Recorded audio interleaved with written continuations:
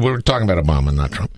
Unbelievably dignified, all that. I think he, made some mistakes. One of the mistakes, I will say, I think, and you don't discuss this in the book, when you guys withdrew, and I say you guys because they're part of that, when you withdrew from Iraq, I think it was a mistake, and I know part of the issue was that you couldn't get some status of forces agreement, right?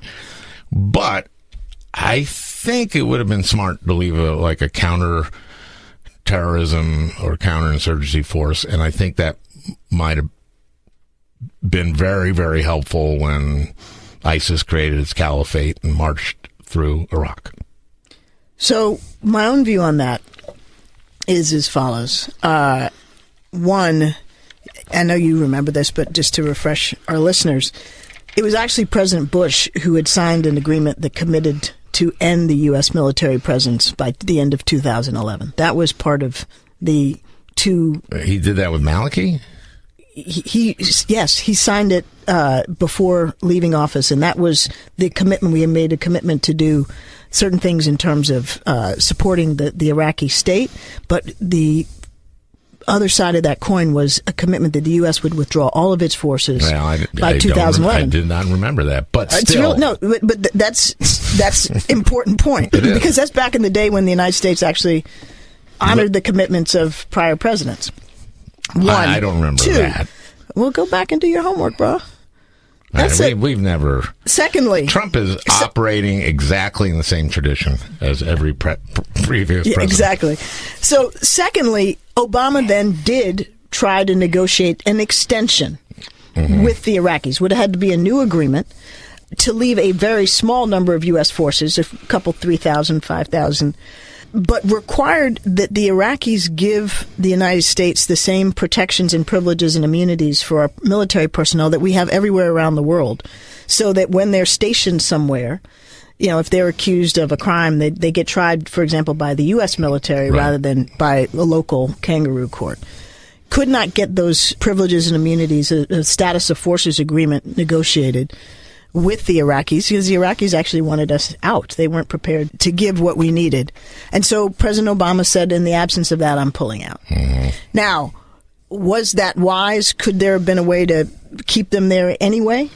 It would have been risky legally and politically challenging in terms of Iraqi U.S. politics.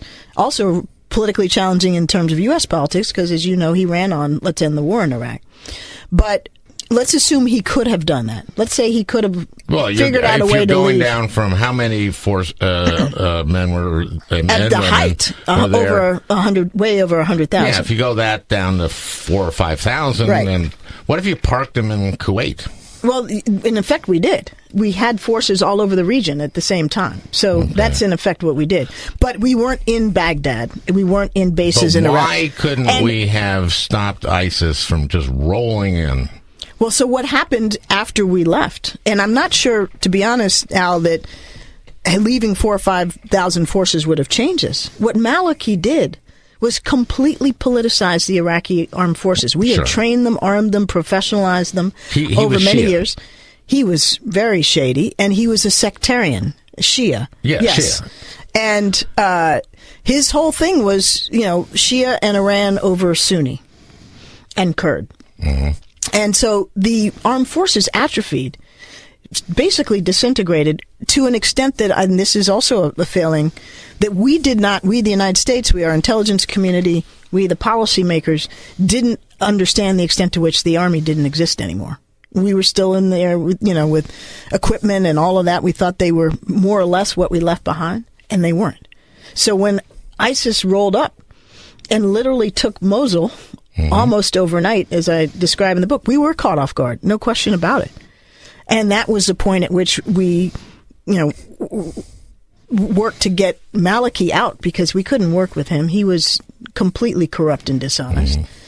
He'd lost, and he had to leave. He did eventually leave, and as soon as he left, the United States worked out an arrangement where we could support them with a small number of forces, air power, training, etc., to start the fight against ISIS. But we were on the back foot.